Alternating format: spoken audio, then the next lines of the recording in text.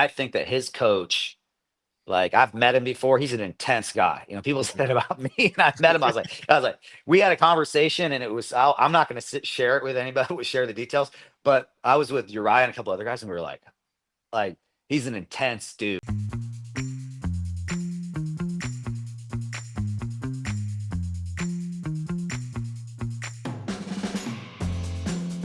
Welcome back to the Bohnfire podcast, where we talk about the UFC and mixed martial arts with those closest to the fight game. I am your host, longtime MMA journalist and MMA junkie senior reporter, Mike Bohn, and we got a big show coming up today ahead of UFC 312 this weekend, the first pay-per-view of February, the second pay-per-view of the year. It is going to be an interesting one, at least from the main event perspective. Continues this massive month for the middleweight division in February. Of course, that kicked off this past weekend at UFC Saudi Arabia. The headliner of that card sees Israel Adesanya drop a third consecutive combat sports bout for the first time in his illustrious career, when he is knocked out in the second round by Nasruddin Imavov, who really broke through as a new name and new contender to watch at 185 pounds. I know a lot of the focus going off Izzy and what's next for him and what the future holds on this losing skid now that is unprecedented for his career, but definitely got to give props to Imavov for taking advantage of the moment and getting that breakthrough signature win he needed on his resume and put himself in a great position of talk and attention and all that stuff going into the championship fight and rematch on Saturday between Dricus Du Plessis and Sean Strickland. Of course, in the co-main event of UFC Saudi Arabia, Michael Page moved up to the middleweight division for the first time in the UFC and handed Shara Magomedov, Shara Bullet, his first career loss in a pretty one-sided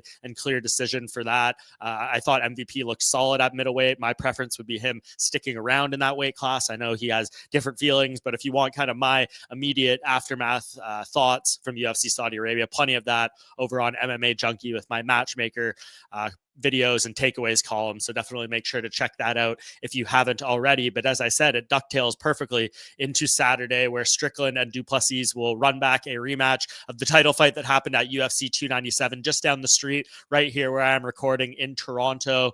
And Du Plessis won the title that night by split decision, a very close fight. Both guys feel that they deserve to get their hand raised there. Sean Strickland being very bothered by the decision that night, but here we are. They each won one fight since then. Adesanya lost to Du Plessis in Du Plessis' first title defense, and then Strickland beat Paulo Costa to earn another shot at gold here. So going to be very interesting to see how that unfolds over there in Sydney, Australia. Of course, in the co-headliner there, you got Zhang Weili and Tatiana Suarez fighting for the strawweight belt. Outside of that, not a whole lot to speak of on UFC 312, a pretty weak card in terms of ranked fighters, but those two title fights are quite solid in my opinion, enough to carry this over the edge and make it a watchable event. But in terms of the undercard, not a whole lot to speak on. But as we will kind of dissect through everything that is going on in the middleweight division with UFC 312, one of my favorite minds in the sport, Coach Sayif Saud of Fortis MMA, going to join the podcast for the first time.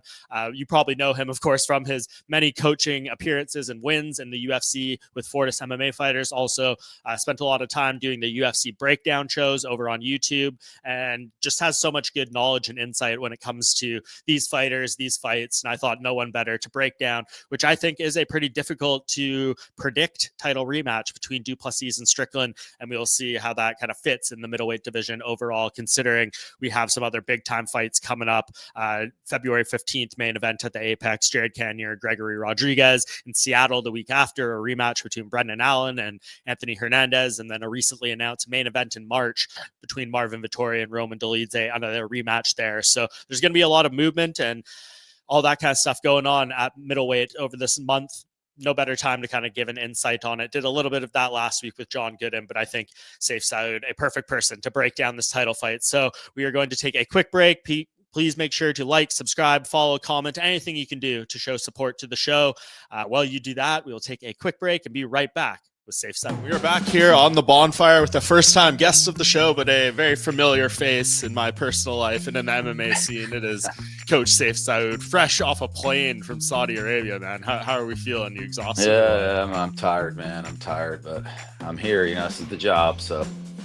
No, appreciate you making the time. I guess it was a bit of a fruitless trip over there, right? You went to corner. Yeah, I went to corner Abdul.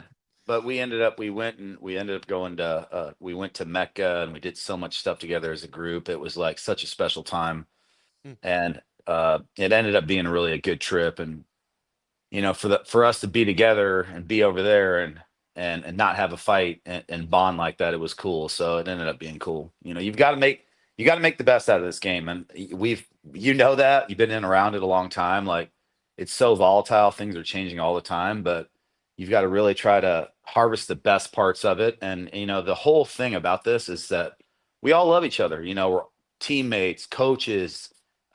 It's just this crazy ride that we're all on. So, and we're traveling all over the world, having all these experiences. So you just got to try to maintain a positive outlook. Yeah, and for anyone unfamiliar, you're supposed to corner Abdul Karim Al Sawadi over there. When did you Yeah. find out exactly that his fight was off? Man, he had Jordan Levitt was Yeah. was supposed to be his opponent, and then he had another guy, and that guy's super tough. And we were training, getting ready, and the guy ended up getting sick, like I think Friday or Saturday last week, and then it was like we didn't get it until maybe Monday. It was just the timing was just what it was. But Abdul had a good camp, and he'll be back, and we'll go from there. Yeah. Man, what a bummer. So, like, were you on the plane when you basically figured out, or do you still go there, No, like, hoping yeah, that maybe they find a yeah, yeah, replacement or yeah, something? yeah. It was more towards the latter, but and it's also showing your guy like, I'm fucking here for you, bro. Like, I'm gonna Mhm. get on the plane and I'm gonna fly. I was actually really, really sick when he made his UFC debut, and I wasn't there, and that's bothered me so much, because he was winning that fight. He was really close, and he ended up getting caught, and I was like, man, I wasn't there for him. So no matter what, I was going to be there for him. And even though he didn't even fight, I was still there for him. And I'm glad. That kid's been with me 10 years, man. More than that. I love my guys. They're like my kids, and I don't have any sons, but one of them told me, you got 30 sons, you got 40 sons. What are you talking about? So, uh, you never know how much longer you're going to be doing this, and you just got to try to enjoy all of it. Yeah. Did they, I know, like, he was probably on this card for good reason, location, all that stuff. Did they give any Yeah. hints when they might want him back? I mean, maybe we'll just do Jordan Levitt again if Jordan's down. Jordan's a tough guy. I think that's a pretty hard test. Mhm. He's been around for a while, and he's not an easy fight. So I don't know. I mean, we prepared for him already, so we'll see. Yeah, for sure. And I mean, while you were over there, obviously got to experience the card still a little bit, which was significant, especially the top results. Yeah. Kind of leaned into this month of middleweight where a lot is going on this weekend. We have the title fight, but let's stick with what happened over there a little bit. What did you think of what happened in the main event between Nasruddin Imavov and Israel Adesanya? I mean, I think it amazes me, um, that people get surprised, towards the end of these guys' careers. It just goes to show you how incredibly great the level was and how they sustained it. And Mhm. any champion that sustains a title run and at this level right now with MMA the way it is, it's incredible. And what's Mhm. going to happen is, as MMA continues to evolve, champions won't have the belt very long. I mean, you'll have guys that have it one fight, two fights. Mhm. It's going to happen a lot. And the thing that makes the UFC so exciting is they don't give a shit. They throw anybody in there. Like, they'll throw stars against up and comers. It's like Mhm. no one really knows who he is, Nasruddin, and not really, not over here. Mhm. And yeah, I mean, he caught him. He caught him in a stance switch. Izzy was in the A zone and kind of switched back, and he got caught. But the thing is, like, I look at that fight and just think about how incredible Izzy has been and what he's done. And it's like I see everybody else. They're like sad, and everybody's there. It's kind of like mourning, like, oh man, this great fighter. But it's like this happens to every single fighter after a certain point, because they fighting at the very elite level. Like, the thing about these champions is once they get to that level, like, it's the same thing with Brandon. Everybody you fight is on the way up and is the very best of the new breed or the new or whatever. Mhm. Nasruddin is a good example of that. He's 5 or 6, 7 years younger than Izzy in his prime, hungry. So it's constantly like being at the very tip of the spear against the most amount of danger. And how long can you do that for, man? I mean, at 35 years old, if you're just a step, just a hair slower, just a hair, just like Roy Jones, the guy was all reflexes. Mhm. He would hit people, come back, and they couldn't even touch him. He got just a little bit slower, and that was the difference. So I think that's what we're seeing with Izzy. I still think he looked really, really good in the fight. I think he can beat tons of people. I think he can beat Nasruddin, in a fight. But with the style that he has and the way that he strikes, and that division and the young guys coming up, I mean, you're seeing, the top five with Robert Whitaker and Izzy and these guys that have been there forever. And again, instead of looking at that as like a fall for grace, I just look at it, I'm like, wow, how badass are these guys that they've been here this long? Yeah. Like, these are guys that have been here 7, 8 years. Robert Whitaker, I mean, they've been in the top five and top 10 for so long. Man, it's not easy. So we see a big shift coming in the middleweight division, and that was an example. Yeah, I mean, to your point about champions struggling to reign as long as they maybe once did, that's definitely very on point. That's why guys like Anderson Silva and Demetrius Johnson, and Amazing. all of them were so special. And even Izzy to get to 5 title defenses is incredible. Very, very difficult. So yeah, I think kind of the way you described that and broke it down was pretty on point. But I guess it's one thing to lose to Sean Strickland and Dricus, who of course are fighting for the title next weekend. It was a lot of made with like Nasruddin, his first non-title fight in 6 years, like all that stuff. But that doesn't matter though. I mean, Nasruddin could knock out one of those guys too. Could be the next champion. And Strickland could beat him up too, maybe, and on and on and on. Like at that level, man, at that level, you're talking about, look, everybody's a badass and everybody is tough. Everybody's passed all the tests of mental toughness, training. Like, you don't get to that level to be a champion and circle the wagons there without really being dedicated. And so like all those guys are dangerous. And the guys I'm looking at are the guys that are coming up, like the guys that are, like Roman, and even Fluffy. I mean, that dude puts a pace on people. I love watching that guy fight. Yeah, I think he's a badass. I love his style because he grapples a lot, but he just gets in people's face. And in the Apex, I mean, he's just right in their face the whole time. So, man, some of these guys are coming up and they're hungry, and you can't doubt any of these guys. You don't know what those guys at 10 and 11 and 9 are going to do. Obviously, you have Khamzat Chimaev up there, who had an exceptional performance against Robert Whitaker. But again, it's just at the top, it's so hard. And it's more for me just celebrating these guys, like how long they've been there. And the other thing is, man, they're making the most money they've ever made. That's the way that it works, right? They're at the peak there. So, and I hear people saying, well, like they should make more, but that's just not how the business works. Like, you got to keep winning to make more money, because once a fighter loses, he kind of loses his value, So it can't be a system like that. We all wish it was. And coaches, all of us, we all wish it was. We all wish it.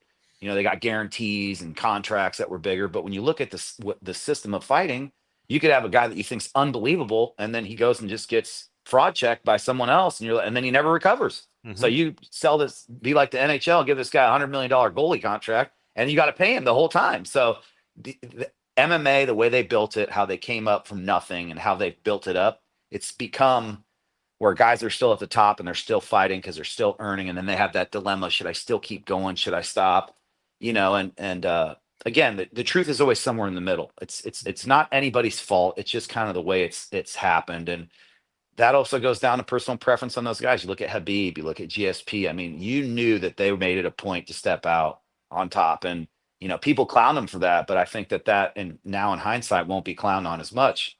Dude, fighting is hard. I did it. It takes a lot of mental energy to really want to get into that cage, man. You got to be mentally ready. And the thing is, these guys have been so great for so long. They're like, I can get one more in, and they show it too. I mean, look good in the first. Yep. But that's just MMA. It's just the nature of what MMA is. It hurts to watch, but it's like, you can't take it personal. These are all personal decisions that each one of these athletes are making. How we feel about it, how the coaches, the fans, the athletes, that's on us. But those guys they're grown ups, and I think the UFC gives them opportunities. Even it's not like the UFC is forcing anybody to fight those fights as they get older. You hear Dana, he's always like, hey man, he's done. No, he's out. Nobody wants to see. Nobody was happy seeing Israel get knocked out, except for maybe Nasruddin's corner. Yeah. Nobody. Yeah. It wasn't personal. It's not about Nasruddin. God bless the guy. Good for him. He probably worked so hard. Just nobody wants to see the legends go out like that. It's painful, So it just is what it is, though. That's how you build the new stars, though. You need to have those guys willing to take those fights if you're going to have the but I'm just telling you, it's not that they're pressured to do it. Like, if you go to the UFC and say, hey, I want to retire, they'd be like, man, cool. Like they're not, well, Yeah. no, hey, do another one. Hey, come on, man, one more. They don't do Yeah. that. So it's a little disingenuous when people are like, yeah, UFC, like squeezing it out of them. No, they're making a decision. Yeah, definitely. Maybe they want to chase that check. But we all have decisions in life on what we want to do and when we want to do it. And so those guys are just in a really weird dilemma because they're really just like a hair off. I mean, it's That's just all maybe it a takes. quarter inch or a half inch or an inch. And it's like you're in the room, you feel great. I'm sure he had a good camp. He's probably whooping everybody just a little bit. So I just, it's just the smallest percentage. And I think that's what we're seeing. And, again, it's unfortunate. I think Izzy's still really, really good right now. I think he could do great, but it's up to him. Yeah, you roll the dice and you lose again, then you're staring at a 4-loss losing streak, and people start questioning your past work and all that stuff. I mean, look Yeah, no sad, further man. than BJ Penn and Tony Yeah, Ferguson. yeah, I know as he yeah. said at the media day coming in, like, God forbid I could lose 10 fights in a row and it doesn't change anything for me. I think there's a degree of truth in there. I think if it starts Well, getting real bad, like I if you think, call it up 4 or 5, it's one thing. Once you get but to be 7 and fair. 8, But be fair, like I don't think he would ever do that. He's way too no, intelligent of a guy. I He's think way so too too. graceful. He's way too smart. But what I would say is, look at Chuck Liddell. I mean, he didn't go out good, but we still love Chuck. Like Yep, certain guys, like Tony never got the undisputed title. So I think that he kind of it sucks for him, because of the for window, the sure. way it worked. But you win the undisputed belt and you hold on to it, like Chuck, like Izzy. These guys are legends, man. It's Mhm. so hard to keep the title and hold on to it fight after fight, challenger after challenge, health, injury prevention, God forbid something else happens in your life with your family, or there's a litany of things that can happen to an Mhm. athlete that can throw them off course, personal relationships, problems outside of the gym. Um, anyway, so you can go on and on. So these guys, when I see this happen towards the end, I just kind of try to celebrate what they've done and it is just part of the game. Yeah, and I guess last thing on Israel in this fight before we move on, there was the sequence that ended it, right? Like there was the eye poke, and Israel waved it off. Basically, didn't take the time, which he Yeah. said was a mistake because he felt like Nasruddin was gassing out, so that's why he wanted to keep going. But then Yeah. 10 seconds later, he gets caught with the shot, switching stances, and knocked out. So what do you read into that? Is that just tactical errors? He's got to, like, of course, take the blame for all that, for not taking the time for the stance switch when he did.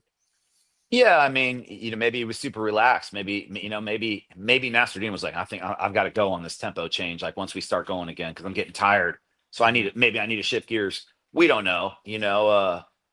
Again, man, it's so hard to say. Well, if you would have done that, Yeah. then that wouldn't happen. If you would have done that, he's the one that decided to wave him in, and that's it. So Yep. again, it's really hard to go back and say, oh, I shouldn't have done that. I shouldn't have done that in a fight. It's so volatile and the timing. And as coaches, you're always telling the guy, hey, if he looks gassed, right? If you can recover quick, go. So don't give him that break. So he was just kind of following protocol there, if that's what he saw, and maybe just got relaxed, staying in the A zone on that step back. He didn't really get off the angle as much. Mhm. Uh, but all it takes is just one mistake. Yep, that's the game. Yep. Uh, I guess while we're kind of on this topic of like post-fight fallout and digesting that stuff, the co-main event where Michael Venom Page moved up to middleweight and beat Shara Bullet, we're now He's hearing good, man. Shara say he was sick. That's the worst I've ever felt in a fight. Like all these Uh, things, and MVP, I think, very classy, kind of said, so like, classy. yeah, like he was great, saying, He's so just that don't make the there's not excuses when you win or lose, type of thing. there. That guy is so classy. He's Mhm. so well spoken. He's really something. And if you play his game, him and Wonder Boy are like so awesome at what they do. Like Yeah. you just got to give a guy credit. Like it's if you want to play that game with him, and look at Ian Gary. Ian Gary was getting tagged on the feet from him. Yeah. He looked so out of it, like he could not get it. He was wrestling him. Mhm. He had to because he was losing. He was getting hit a lot. And the other thing is Ian Gary's got great timing. He's very good on the feet. He's very good at making adjustments. Ian Gary's got a pretty high fight IQ, and he was lost in there. I mean, lost. And that's what a guy like that will do. Michael Venom Page, Wonder Boy, these guys are master class at distance management. I mean, they will, if you allow them to close the distance and you try to stay there with them, you're probably just not going to win that fight. Buckley is a G and just went after Wonder Boy there and got it done. But he was getting hit too in the first. You cannot stay at distance with those guys. You cannot, like Bilal Muhammad, no game. You just got to get in there and get right on them. I mean, you can't box them close in, striking with pressure. But I saw some comments he made about he was going to make him shoot for the takedown or something like that. And it's like, Nope. I don't know what it was. I don't know. I don't know what happened, but I don't need to say anything. I thought what Michael Venom Page said, he's so classy the way that he said, man, like if you win, you can talk, but I've had guys that fight and after they win, I make a statement. Brandon, when he fought Figueiredo, he had a torn MCL. And I made a statement. People were like, "Oh!" And it's like, "Hey, we won the fight." And people were like, "Why are you saying that?" It's like, we won. We're not. I'm just saying, as his coach, he was injured, and people got shitty about it. So it's like, man, that's just not sports. Like, you win or you lose with grace. You don't. It's one of those things you just don't say it after the fact, or you can't. You just got to accept it. And I always tell my athletes, the minute you step in there, accept the result. Like, nobody wants to hear about, hey, I was hurt and this and that. I'm sure MVP was hurt too, man. So. Yep, exactly. If it's that bad, pull out of the fight, I guess. But I know it's not that easy for everyone, but nevertheless safe. Before we move on to UFC 312, I know, I see you for the video viewers here. You're wearing the Dallas Stars jersey. Tell me, what was life like landing back in Dallas over what's happened the past few days with Luka Doncic? Don't even get me started, man. I mean, don't even get me started. Give us a little rant. Dude, new ownership, people who don't care about Dallas. They don't care about the city. They don't care. They want to bring casinos in here and do all kinds of crap. And, Mark Cuban really disappointed us, man. He really disappointed us. He sold out. He did. And he can say whatever he wants, but we love Luka. Is like, how do you trade Luka? That's like trading Jordan. I mean, he's probably the best player in the NBA. He's got so much star power. We went to the finals. He showed out. Like, he was amazing in the finals. I mean, he is amazing. Sure, maybe he's a little chubby. Maybe he likes to booze it up and eat a little bit in the summer. I don't know. But if you're scoring 38 points a game, I don't give a shit if you got a gut. Like, I couldn't do that. So I don't know, man. It really seems like it's all about the money. And it's not like Anthony Davis isn't hurt all the time. Like, it doesn't make any sense at all. And I just think they don't care about our team. They don't live here. They're not Texans. They don't live in Dallas. They're not a part of our community. And this shows they're not a part of our community. And this shows they don't care at all about what we care about.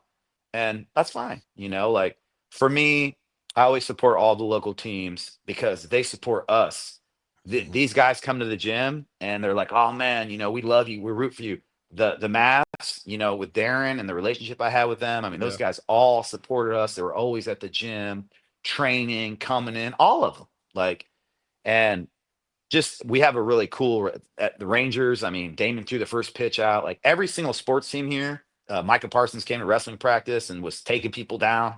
I mean, he was. Yep. He came in. I was like, "Dude, you're not doing this." He's like, "Just let me in, coach." I go, "If you tear your ACL, they're going to burn the gym down." I was like, "You can't." He's like, "Just let me go in." And he was pretty badass.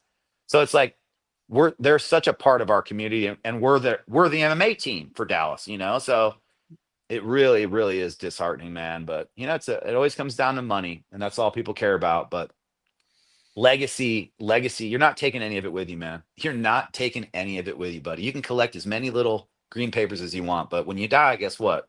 They don't do anything for you. So it's just sad to me to see the Mavs kind of thrown into that situation. And even if they win, and Luka was like Dirk, it was like a part of, it's even the Dallas's thing, like, get a European and he's the guy, right? We had Dirk before that, so it's just weird. It's just weird. It was weird. That happened late Saturday night here. Did you have to wake up your phone and see your phone? Do a double check? Did you have a bunch of text messages? What was kind of your way of learning? I saw it on Twitter, and then I saw fans putting a casket on going to American Airlines and putting a casket with Luka, and it's just, Luka is a part of Dallas. It's not just about him as a player. I mean, it's hard to explain, but you obviously understand. And everybody, every single person I've seen says this is the stupidest thing they've ever. I haven't seen one person. No, and I mean, look, I'm not a basketball player, and I don't pretend to be. I always try to be careful talking about other sports. I love sports, but I talk about what I know and what I've done. So I don't know, maybe there's some things that we don't know. Sure. I will say that, but on the face of it, looks like a pretty jackass move. I mean, Yeah. it is what I mean, it's I not think like I'm that. It's not good. like Anthony Davis is a guy that's consistent. That's the biggest thing. If they were to like, hey, we need a consistency, the guy's work ethic's not good. Okay. Well, he plays more than Anthony Davis and scores more than Anthony Davis. So like, and he's younger than Anthony Davis. So rationalize that out for me.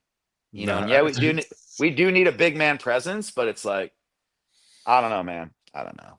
no, You throwing me way off course here, Mike. I You're know. taking me. Sorry, it's utterly shocking. I just wanted, obviously, you being in Dallas, I wanted like the local reaction, but that's basically what I It expected. I ain't. mean, I think Yeah. I've consumed all of the content, whether it's like reporters or players or everything out there, and I think it's a collective what the fuck from like everyone. Yeah. So I mean, it's you gonna got be guys interesting to like see. you got guys in the NBA. They're like, what the fuck are they doing? So I mean, Yeah. I That think that. says they know more than we do, so I think Yeah. that kind of says it. But yeah, no, I appreciate you sharing that thought from being on the ground there in Dallas. As we move into UFC 312 now, obviously the weekend headlined by Sean Strickland and Dricus Du Plessis, the rematch. I think you did your UFC breakdown for their first fight, so you've probably like looked pretty closely at both Yeah. of these guys. I guess off the top, if someone who didn't know MMA very well came to you and said, "Describe both of these guys' styles to me," what would you say to them? Poor Dricus. Like this guy's gonna win like 10 fights in a row, 10 title offenses. People are maybe they'll finally give him I a can't pick break. against him anymore. I said after the last fight, I'm not picking against him until he loses, but Here's he's the just going to thing. be my default winner now. Here's the thing. Like Sean Strickland is not a fucking game, right? Yeah. And Sean Strickland is a guy that I think he builds confidence with experience, and he has experience in there with Dricus going at Dricus. Mm-hmm. So people are kind of counting him out a little bit more in this fight, saying, well, Dricus is going to finish. Dricus is getting better and better. That might be the case, but I still see this as a very close fight. I just think with the experience that Sean Strickland has, mentally, I feel like he'll be more prepared. But again, a champion is 30% better every time, right? You become the champion, you're literally 30% better. The Mm-hmm. confidence that comes with that. And Dricus is a fucking beast. That guy he knows it doesn't look great, but he don't care. His whole thing is I'm gonna outwill you. And that's powerful, man. Fighting is about will, and he outwills people. He really, really does. So, but that ain't gonna be easy to do against Sean Strickland, because Sean Strickland is a 5-round fighter. So Mm-hmm. really that's a great fight. And I'm glad they're doing that fight. Yeah, Khamzat can come right after that. That's fine. Yeah. But this fight makes sense.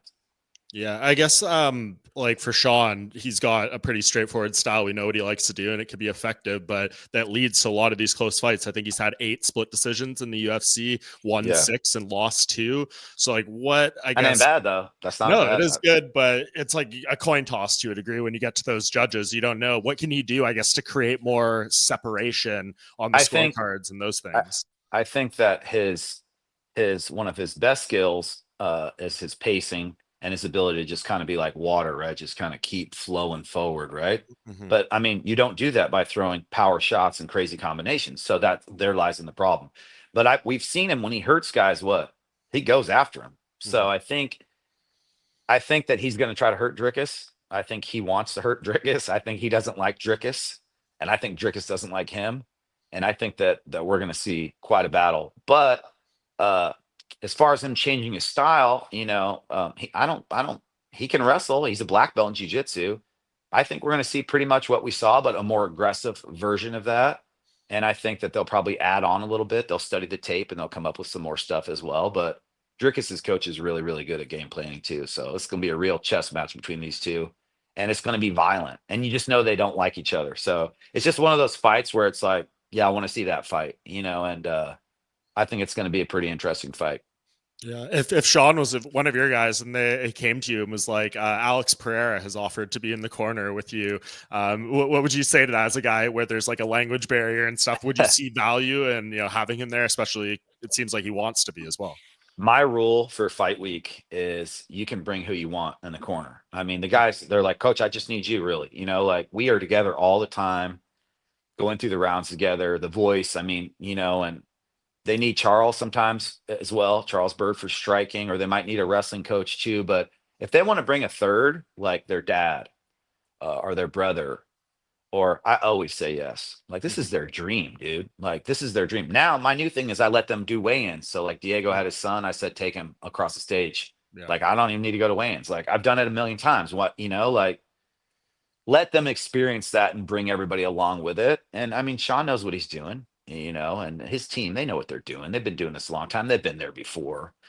So I think that, yeah, I don't think it's a big deal. I mean, and it is, and I mean, he's a G too. I mean, it's Alex Pereira. So I mean, there's a little flex there. I mean, you're Yeah. walking in with him. Maybe he's going to chama the energy on Dricus a little bit. Who knows? I don't know. I Yeah. don't think it's a big deal at all. I mean, I think it's cool. Yeah, it is definitely. I'm sure. Yeah, like Dricus and him have got a little steam building after the last fight too. So maybe, Yeah. yeah, like you said, Dricus staring across. There could be something there. And I guess sticking on Dricus, I think you said a kind of a great point there. His confidence and his style is So building confident. over the results, and he said that a lot through these interviews. Like Sean Strickland's one of those guys you can watch all the tape, but it's different when you get in there. But now that I have Yeah. 5 rounds, there's going to be no feeling out process. So See, do you think him to just like is he going to come out like hell on wheels from the I opening bell? You think think? I think those guys in South Africa fucking study fucking film. I mean, I think that his coach, like I've met him before, he's an intense guy. People Mhm. said about me, and I've met him. I was like, we had a conversation, and it was. I'm not going to share it with anybody. Would share the details, but I was with Uriah and a couple other guys, and we were like he's an intense dude. And then I saw the cattle prod shit, and I had never seen that. And I Yeah. mean, I would never do that. I don't really like that. But Dricus seems to like it. And so who cares? Like people are always judging, but like if your fighter's like, hell yeah, that makes me focus, whatever. They have their own, those guys came up together. But I think that they really, really game plan hard. And I think they're gonna have a couple tricks up their sleeve um to try to catch Strickland. And but again, I think Strickland's team knows that too. So we'll see. But the confidence that Dricus has right now, I mean, it matters. It's not something that you can say, oh yeah, whatever. It's the same fight. No, it matters. But I think again that Sean also has confidence because he thinks he won that fight, Mhm. right? So I think that is kind of a push. Even though Dricus is the champion, I think Strickland has a lot of confidence going into the fight.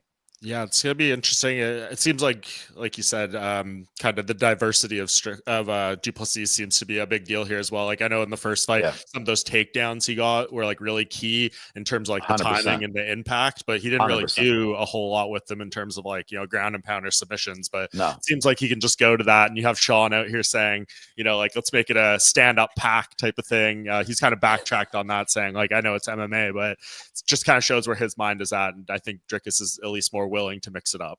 Dricus is really good at timing those doubles, right? Getting Yeah. guys to come forward, and then he because Dricus he's good at tempo changing. It doesn't look the best, but he'll tempo change where he'll attack, attack, attack, and then he'll circle, attack, attack, attack, circle, and then when they follow, he'll double, right? Mhm. So he'll draw them in, he'll pull them in, and he's smart. He's got a very high fight IQ, Mhm.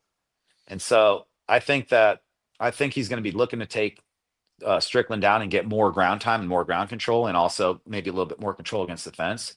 But here's the problem: Strickland's good at that. He's good against the fence. He's good in the clinch, and he's very hard to hold down. Very hard to hold down. So, but maybe if Dricus could get to the back a little bit, right? If he could just get a couple key positions, it could really change the fight. So, definitely a good point.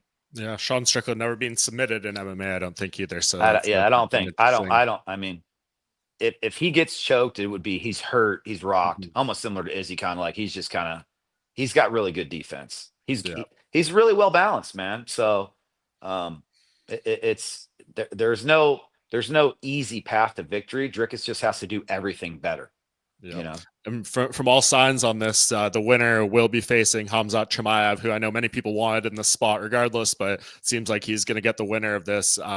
Who do you think is the more difficult fight for Khamzat coming out of this? I mean, whatever happened in Vegas with their training, Yeah. those guys know. And Him and Sean. it seems that something happened. I don't know. And I'm not Mhm. going to get into it because it's not my team, not my thing. I don't know. Sure. I'm not going to speculate about people's That's training. yeah, worth noting that they have, and I It think is worth Sean has noting. said on interviews that Khamzat submitted him a few times in Okay, a row. so we go back to what we were just, speaking about confidence and understanding strengths and a feel. Hey, I got to feel this guy. I mean, if Khamzat squeezed him and he felt like he can do it, we saw him when he went after Robert Whitaker. I mean, when he's dialed in and he's got that weight cut right and he can get going, like, and he can kind of start shifting gears, man, he's going to be trouble, and because Usman is so unbelievably awesome. Yeah. We saw him do the same exact thing to Usman. He just couldn't submit him. He did the exact same thing to Usman in the first round. Mhm. And Usman is all-time great, one of the best, especially on the no one has done that to Usman. No. Nobody. So you just got to Khamzat is very good at what he does. And Dricus ain't going to be easy to hold down, right? But Dricus has got maybe some different holes in other areas, I don't know. I think Sean could do well against Khamzat on the feet and, kind of keep the spacing and kind of stay busy. And maybe if he can get him in the later rounds, I mean, that would be really good for him. Whereas then if Dricus and Khamzat, we've seen Dricus get tired before. We can't act like that maybe isn't possible again if they had a lot of huge wrestling exchanges early where he was trying to take Dricus down and Dricus was defending, because every single fight of Dricus is the one who's trying to wrestle. Nobody's trying to wrestle him. So we haven't seen that yet. We don't know what that will look like. But Dricus, I wouldn't. That's a really hell of a fight. If it's Dricus, either one, Dricus versus Khamzat or Strickland, both of those are just as interesting. So the future for middleweight for this title fight and the next is good. It's just what happens to these guys, Izzy, Robert, and all those guys have been there for so long. How does this mix of, the guys like Roman and Fluffy and them, how are they going to mix into here? Are they capable of being world champions? What is the ceiling on those guys? And I'm sure Mick Maynard is going to, these guys know MMA, man. Mick and Sean know their shit. Bottom line, people need to realize, because these guys don't ever talk. They don't do interviews. No one even knows who they are. Yeah. Think about how many badass fights you've watched in your life. Like on the undercard, you're like, damn, these little guys, they're fucking whipping each other's ass. You're like, these two dudes, I mean, they know MMA. And as much as I know MMA, every once in a while, I'm like, man, I didn't see that one. Like, those guys impress me, man. They really, really do. And they don't talk. Nobody knows them, and they don't care, And I think that Mick is going to plan out. Obviously, Mick is big about. If you look at these divisions now, he's big about what turning things over, right? Like next guy, next guy, next guy. The UFC is growing fast, and even us, even fans and coaches and guys that are in it, we're not even comfortable with it, right? We're like, no, man, that's my guy. No, Izzy, this.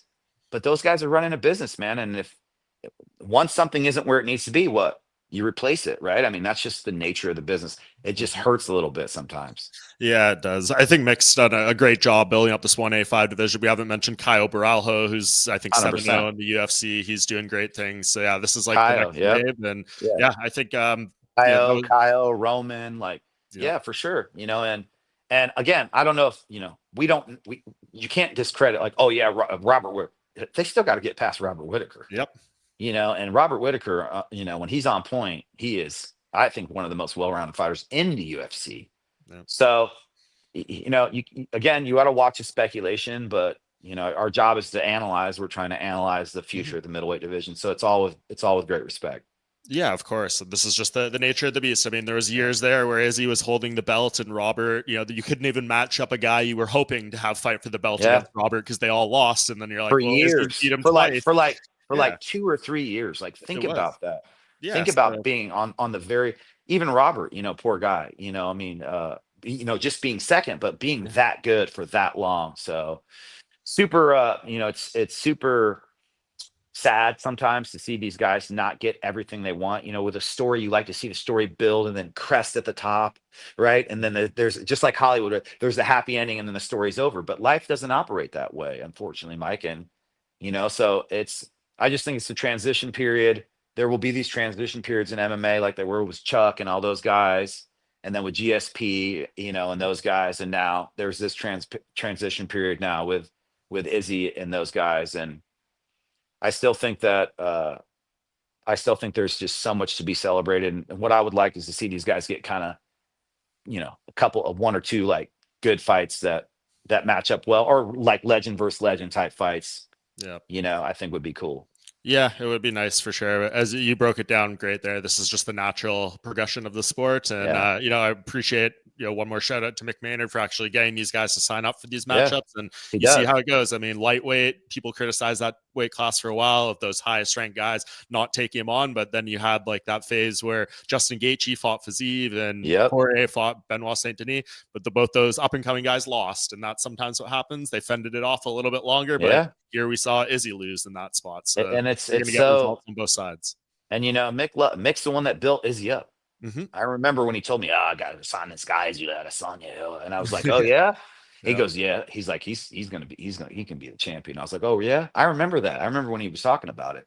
So it's like, and Sean with Connor, like people forget that these are the guys that found these guys. These are the guys that found these stars Mm-hmm. and cultivated them. So as much as it hurts us, what probably hurts them even more. Yeah. I mean, I've never talked to either of them about it, but I'm sure they don't like it either. But again, it's just the nature of the beast, man. It's just what this job is and what it entails, and everyone feels it. Coaches feel it, athletes feel it, teammates feel it, fans feel it, and we all feel the same way. And it's kind of sweet, that everybody collectively, because this can be a really shit space, Yeah. right? The MMA Yeah. space, but like in this topic, everybody's so united. They're like, nah, man, we don't want to see that, which I agree with. Yeah, it's the way it goes, though. Okay, since we're talking about kind of bringing things full circle and stories and the ups and downs and stuff, I'll just close it on this. Tatiana Suarez, I think, is someone that people have said, from the beginning, she was going to be anointed UFC champion. I think it's been a lot slower than many people believed, coming off the Ultimate Fighter because of injuries and layoffs and all that type of stuff. Yeah, But here she for is. sure. She will challenge Zhang Weili in the co-main event of UFC 312. I think some people think this is maybe her hardest test for Zhang Weili. Some people think it's a coronation for Tatiana. What's kind of your read on this fight? Is Tatiana going to be ready for this after, I guess, all the I mean, challenges she's experienced? Tatiana, I don't know if you've seen her documentary. Mm-hmm. Unbelievable I story. watch it. I was on the plane and I saw it and I was like, and I know her and I've known her for a while. Mm-hmm. Very sweet girl. She's so polite every time I see her. Her and Patchy. Shout out to both of them. Really classy, both of them. And two super tough people together. I mean, imagine someone picks on those two. I mean, you Yeah. want to talk about the wrong the wrong people to mess with. Because he told me, he said that Tatiana, when he rolls with her, I asked him, I was like, Patchy, tell me. I said, like, can she? He's like, dude, she's so strong. She's so tough. He's like, I gotta work. And he's one of the best guys in his weight class in the world. Yeah. So I think Tatiana is just a tiger. Like you could just see it in her. I mean, she is. Watching that documentary, the intensity of her to become a champion is like real. But that's a tough test on the other side too. So Mm-hmm. this is really an interesting fight. Really shows where women's MMA is too, especially in the lighter weights. I think Yeah. strawweight. I mean, there's some that weight class like look at all those girls. They're so tough. The top 10 in that weight class is really something else. And not all the girls classes are that way. I understand, but you got to celebrate. And this is a good title fight. I mean, do you want to see Yeah. this fight? I Yeah, want to yeah. see it. This is the best they can do, I think, right now at the Yeah. division. And I'm glad sucks for Verna Jandiroba. They took this fight away from her with Tatiana, but like this is the one you had to make, and you have a window here where Tatiana's healthy and Yeah. can seemingly go. It's just, you hope if she does win that belt, she can defend it, frequently and things like that. Yeah. But it's just like For now, we'll this is just take appreciation of finally being here. these are high level athletes. Yeah. And I think that, girls MMA gets shit on a lot, man. And I get it. Some of the fights aren't great and everybody's doing their best, man. We all understand. But like these girls, like, yeah, these two girls right here, I mean, they could take out a little small thug gang, right? Look at these little girls and just boop, boop, boop, boop, boop, boop.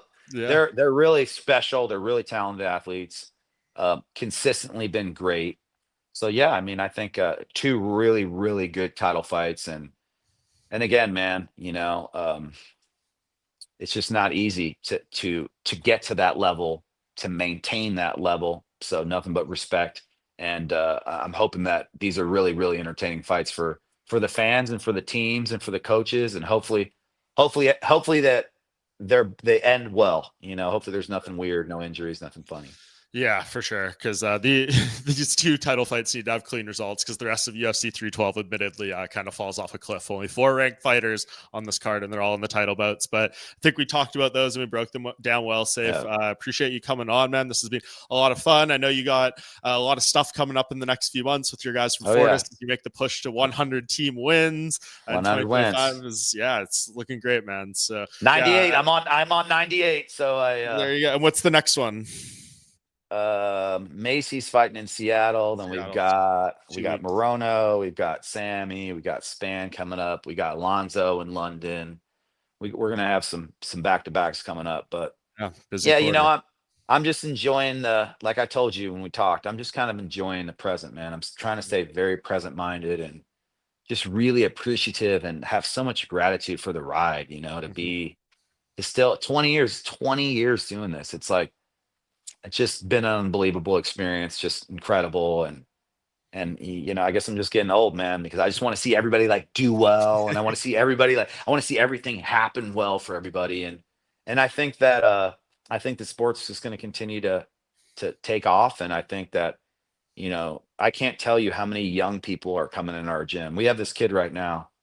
Shout out to him. I'm just gonna say his first name because I don't want to get cocky. His name is Okay. Luis. Okay, I'm not gonna say his last name. He's 16 years old. He shows up like 3 months ago from California. He's like 6'3", right? He's like, yes, sir. I've been training a little bit, right? I said, all right, go spar go Mhm. spar this kid. We got a kid, real tough kid, Charles Woods. He's like 2-0. Starts moving with the guy, and I'm like, I mean, this guy looks like he's ready to go to the contenders, like next tomorrow, not tomorrow. Wow. And I'm like, stop. I'm like, come here.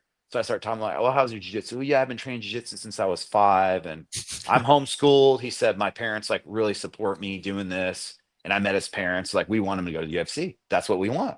Wow. And it's like the sport we've been in it so long that you don't realize how it's literally affecting the whole societal outlook on these young people.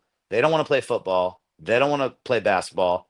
They sure as hell don't want to play baseball. They want to fight, and they're not thinking about the money, which is definitely not like those other three. Yeah. But what I'm saying is it's becoming a mainstream thing as far as, hey, kids don't go to karate class anymore. They go to jujitsu, right? Instead of going to do CrossFit, people now do Muay Thai.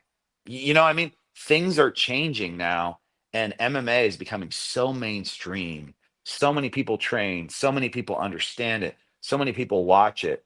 And it's just something that we all have to celebrate and really be happy about in 2025, how far the sport has come in 25 years. I mean, really 22, 23 years since 2003 is unbelievable. And where will the sport be in 20 more years?